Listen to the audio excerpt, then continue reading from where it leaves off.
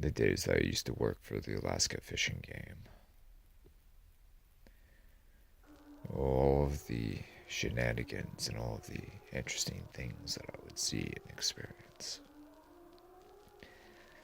All the rescues I had to make at sea, in the woods. All the investigations I had to carry out, all the poachers I had to bust, all the unlawful fishermen I had to bust, all the research I had to do, research projects I did for the state.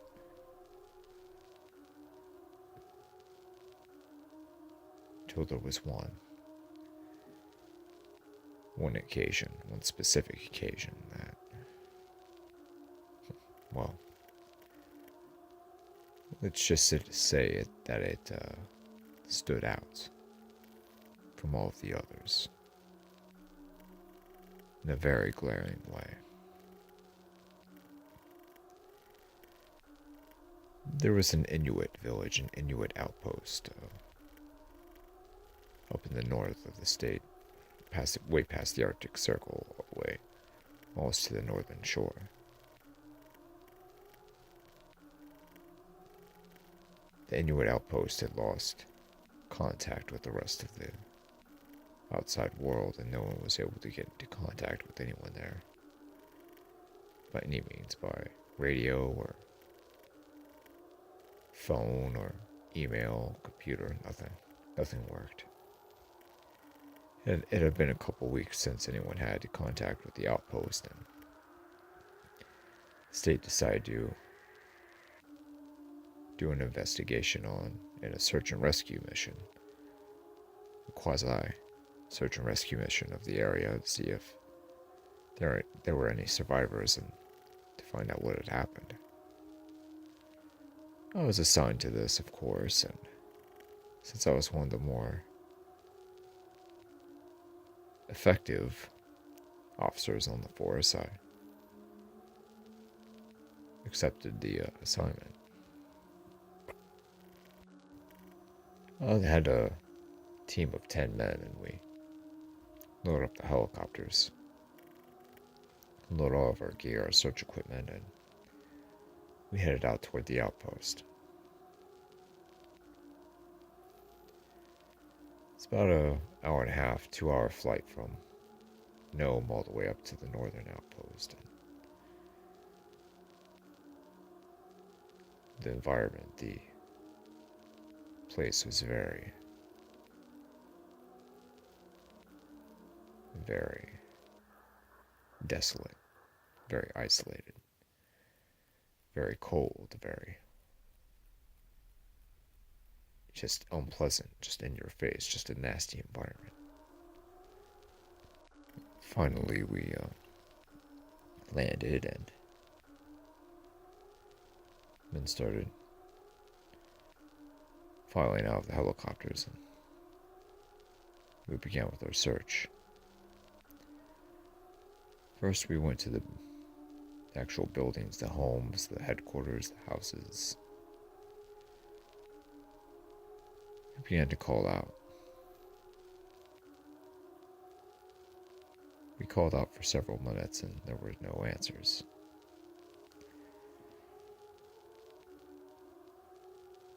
And then we began knocking on doors and checking out the houses, but still we received no answer.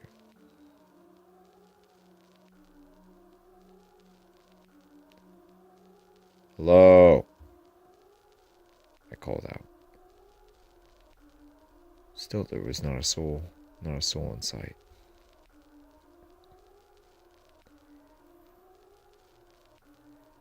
Till we made our way over to one of the main mess halls, one of the common buildings. It was one of the buildings where tribal affairs was handled and local politics was debated. That's when we began to see blood. A long streak of blood was in the snow from the back of the building all the way to the shore. We checked the back, and the entire back side of the building had been collapsed in.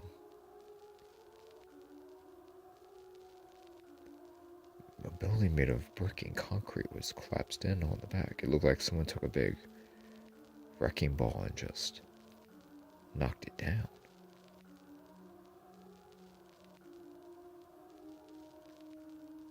I paused, drew my rifle, and 4 of the other men drew theirs as well. Rifle in one hand, and the flashlights that were fixed on them clicked on. We made our way inside.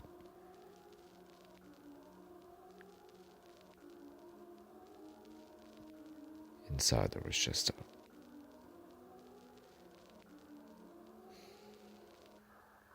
a massacre beyond anything that you could possibly visualize or imagine. It looked like something out of a horror movie. It was just horrible. Men, women, children, all of them were mangled, just small husks of their former selves, just dried blood everywhere, and just corpses after corpse after corpse, corpses everywhere, consumed corpses.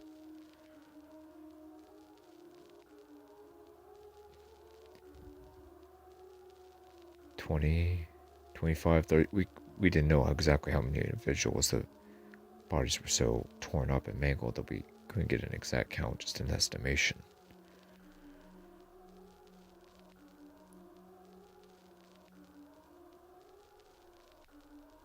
We made our rounds through the building, checked every room, and there wasn't a single living soul left in there.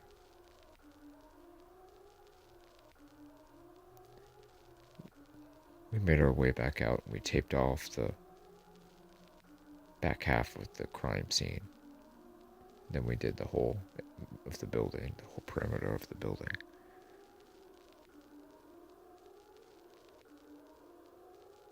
"Johnson, get back in touch with headquarters, let them know what's going on." "Yes, Danielson, I'll do so right now."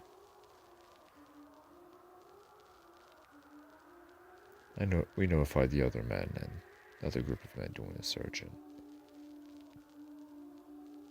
they were just appalled by all of it as we were. Stevenson nearly threw up 4, maybe 5 times while we were going through the building. I just pinched my nose and shook my head. They're all consumed, and the backside of the building was brought down, mowed down. The whole thing didn't make any sense. But then there was this blood trail, and we followed that. It looked fresh, only a few hours old. Myself and 3 of the other men followed as close as we could and made our way all the way back to the shore, north shoreline, where the blood trail ended and all the loose icebergs and glaciers were making their way from up north down south from the Arctic Ocean.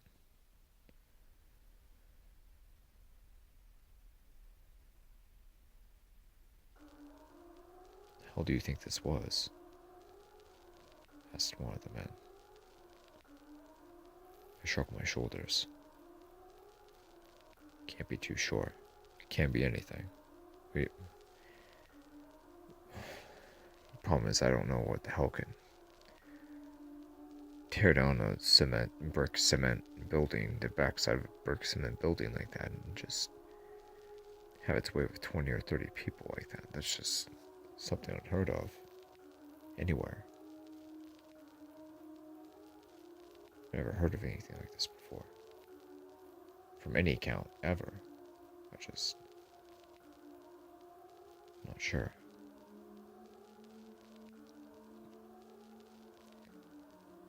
We recognize a brown woodshed, fairly large one, at the back of the complex, not too far from where we were standing at the shoreline. We began to make our way over there. Gun still drawn, and was calling out several times for anyone still there to come out. Then I opened the door. My rifle still drawn, and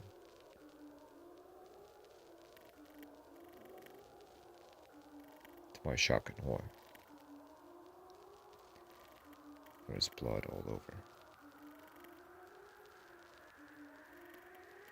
And there was this massive series of openings on the back side of the shed. Gigantic openings, 4 of them. They almost looked like giant claw marks, as though something enormous just came and just ripped the back side of the shed. I didn't see any tissue or any organs or a body, just a bunch of blood.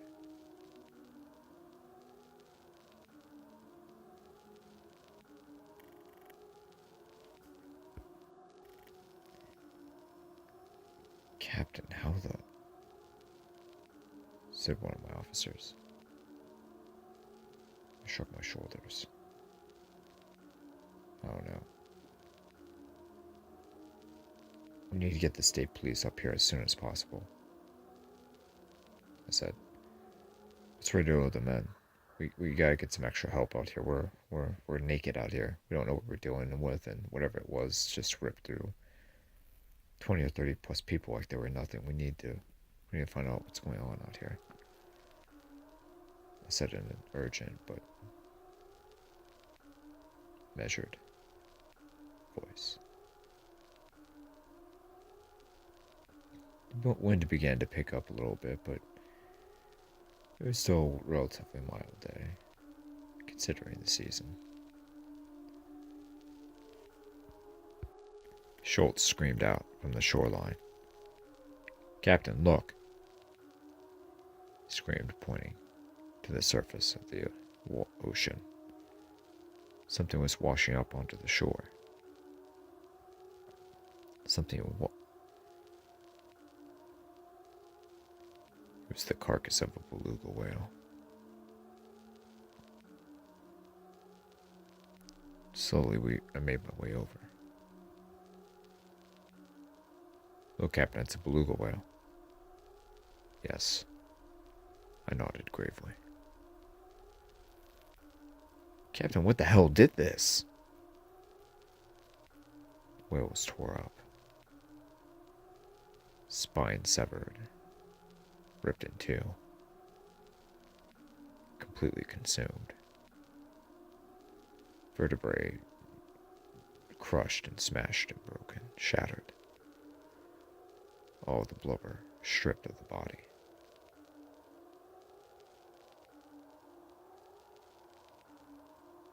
Oh no, we need to get the state police up here right now. Hell, maybe even the National Guard, who knows? There's something very, very, very, very wrong here. This isn't natural. I've never seen or heard of anything like this before. Schultz nodded in agreement, and together we both went back to the helicopters where the majority of our team was. State police were called in, and the National Guard was put on standby. At first, the National Guardsmen thought we were joking with them, but I explained the situation and what we were dealing with, and in short, they understood. I'm sitting there waiting, wondering what could have possibly been responsible. And what was happening. Stevenson inserted that it was some giant predator that we didn't know about, and I tended to agree with him. Yes, but what the hell can knock down a concrete brick wall like that and have its way with all those people? I assumed some of them were armed, but tear up a beluga whale like that and just rip apart a shed, it's just... I've never heard of anything like this before. It's just unheard of. Do you think we should call the Coast Guard? Asked Schultz, sheepishly. I mean, it did do a number on that beluga whale, and I've never heard of anything tearing up a beluga whale like that. Not even a orca or a polar bear. I nodded. I don't know. There's just something... This whole thing makes absolutely no sense. And just keep your eyes peeled, be on the lookout, keep your rifles handy, and don't go off alone.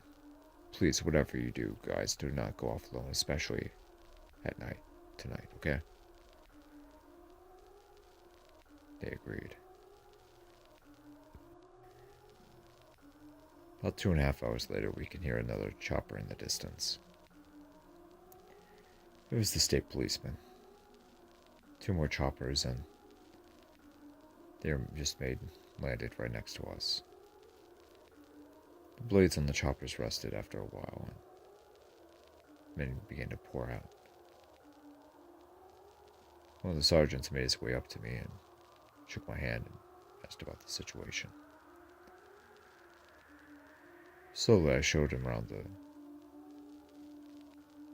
village, told him our procedure, how we called out for everyone, checked all the buildings, and went to the back of the building, the main building, which we roped off, and explained what we saw, and explained what we saw in the shed as well, how we taped that off as well, and the body of the dead beluga whale, we showed them that as well. He stared silently, nodding his head as we explained all the details. Well, Captain, I have to admit I've never even heard of anything like this, he said, sullenly. I shook my head as well. Neither have I. What do you think that it... Well, I mean, there's all kinds of myths and legends about, all kinds of different cryptids and monsters and things of that sort, like the Torngasuk and the Bear God. And of course, there's all kinds of legends about Sasquatch and Bigfoot, but I don't know what this is. I honestly do not know what this is.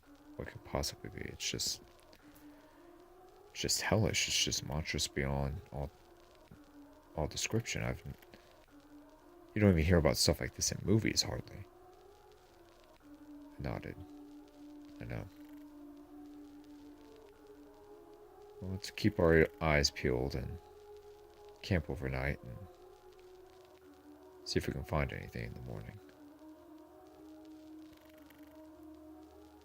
We both agreed. It was getting late, cold, and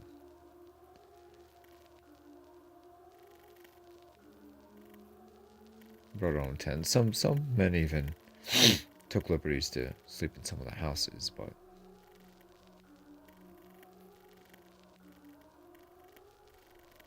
it was what it was.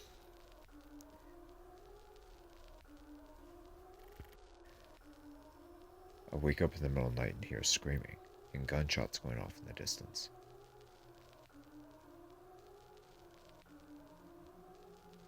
I spring out of bed and get dressed and get my rifle and head out.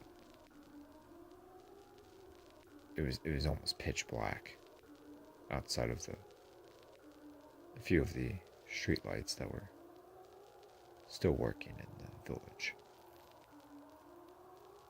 The wind howled and the snow just poured and poured.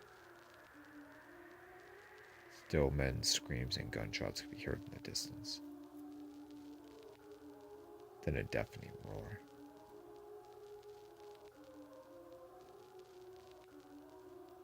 I run and I run as fast as I can towards the shore, where the gunshots are coming from.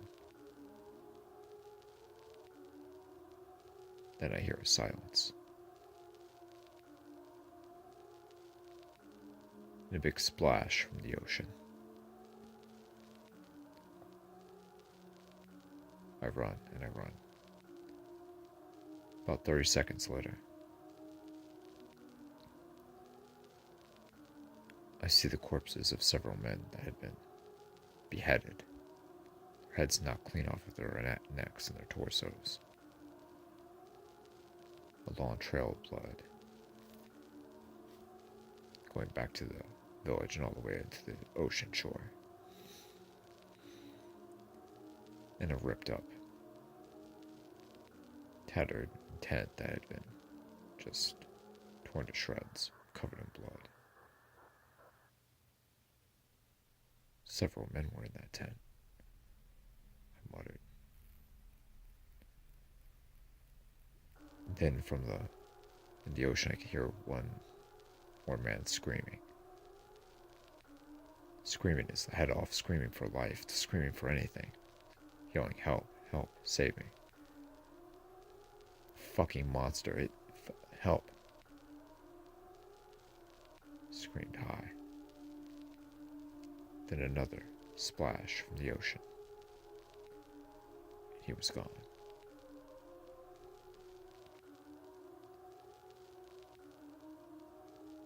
Turned my spotlight on it.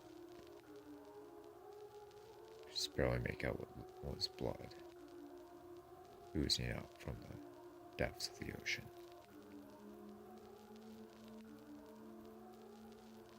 I turned around and looked to the village, but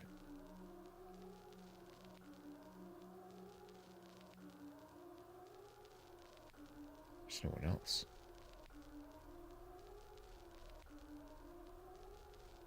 Where is everyone? I thought to myself.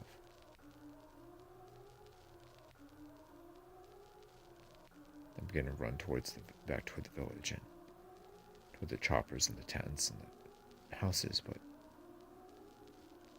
no one else was answering. No one else was there. I was all alone. There were over 20 men. Now they're all gone except me.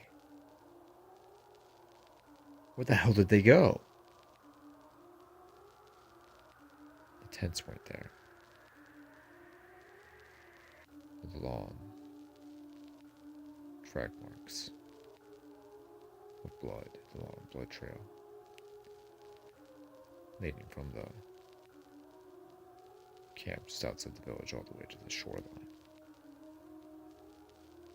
I'd sprung to action so quickly that I didn't even notice it.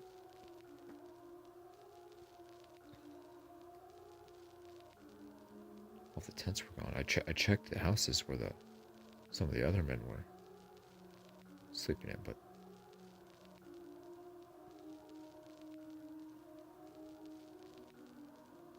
the roofs had been torn off the tops of the houses,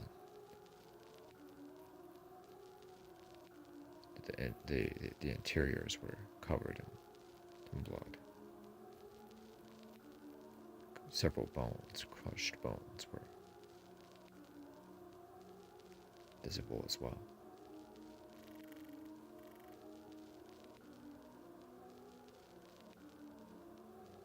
I yell. I scream.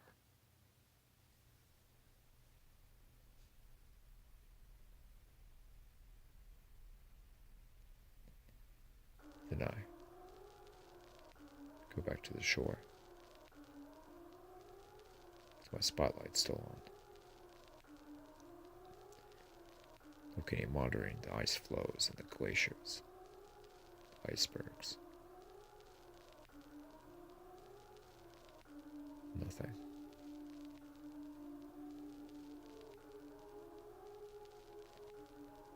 I go back to one of the chopper. Turn on the radio, turn the proper channel, and I notify both the National Guard and the Coast Guard of my situation. Coast Guard said they're sending some people over immediately, and the National Guard complied as well.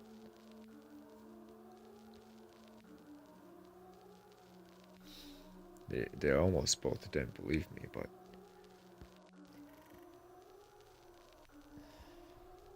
I shook my head as I waited in the chopper. As day break began to happen, I ventured out toward the shore. Began to hear the motor of a boat. Whipped out my binoculars for a look, and sure enough, it was a boat, an inflatable boat. It was a Coast Guard rescue boat, mini boat. Looked further off, and there was a Coast Guard icebreaker in the distance, coming closer and closer to shore. I shouted and I waved, waving my arm. Another man looking through binoculars saw me, and the boat began to make its way toward the shore. Oh, thank God I'm saved, I whispered. Then, a sudden burst from the ocean. The inflatable was in the jaws of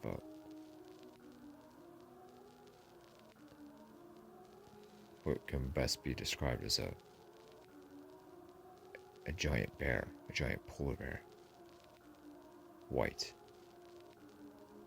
Incredibly large, impossibly large. The beast had the boat in its jaws and was just shaking it. The men spewed out into the ocean. The monster bear just having its way, tugging each of the 5 men one by one from beneath.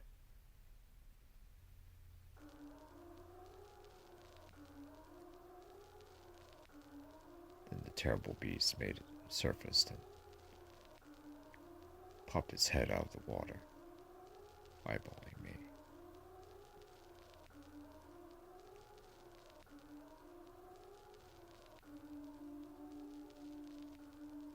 It stared and stared and stared.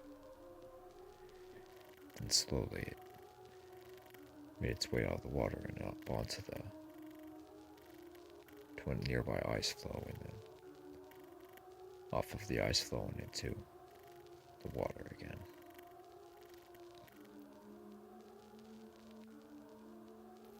Made its way out of the ocean and stumbled its way onto shore, gracefully, smoothly, long, calculated strides, its enormous head slightly bobbing as it made its way onto land.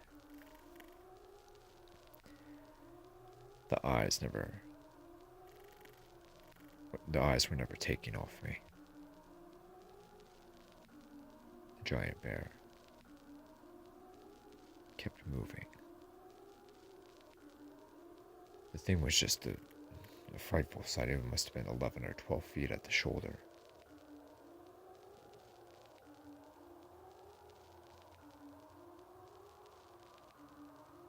For a moment I froze and deliberated what I should do. My rifle was nowhere near the caliber needed to take this thing down. I just didn't know what to do.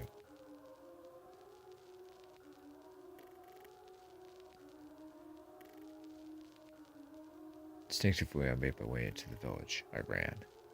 I know I'm not supposed to run when a predator is nearby. I just ran. I didn't know what to do.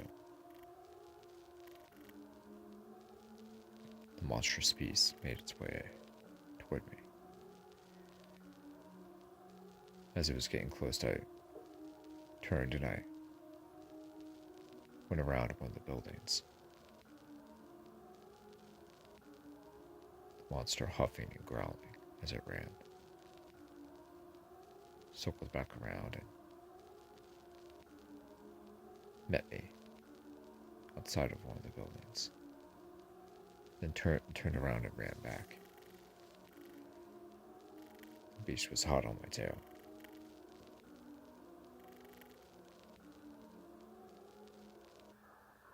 Then I began to hear gunfire from the south. It's the National Guard. A small platoon, but it was the National Guard nonetheless. Rifle fire. The beast turned around and reared up on its hind legs. 25-30 feet tall. A beast beyond comprehension, beyond your imagination.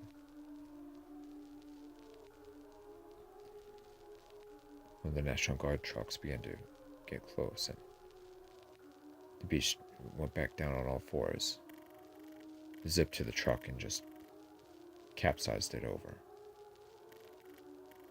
The beast then proceeded to hop onto the upturned truck and just crushed it with its body weight.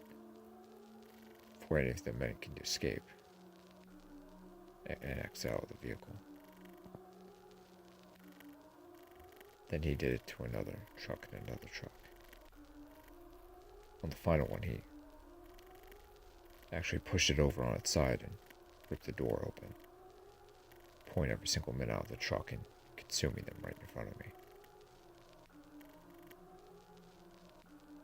While the beast was distracted, I made my way to one of the choppers and started it up.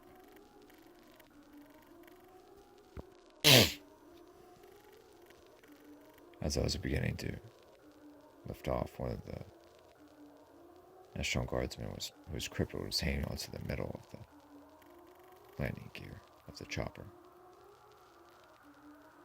I was already 20 feet up until I noticed him.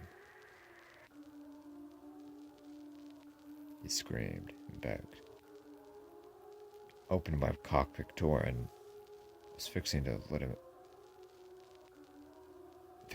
him up, but Beast grabbed him by his crippled leg and began to pull the chopper down with him.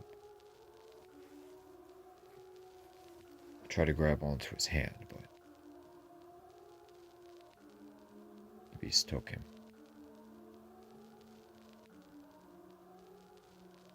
I then, with regret in my heart, I had to pull up and make my way out of there. The man's scream still echoing through my head and through my soul to this day. The beast roared in the distance. I turned around, and I was a couple 100 feet up in the air now, but I saw the beast rearing up on its back legs. The Coast Guard cutter was approaching, but the beast was already almost to the shoreline. It stared at me as I made my way back home from the icy hell that I had just endured.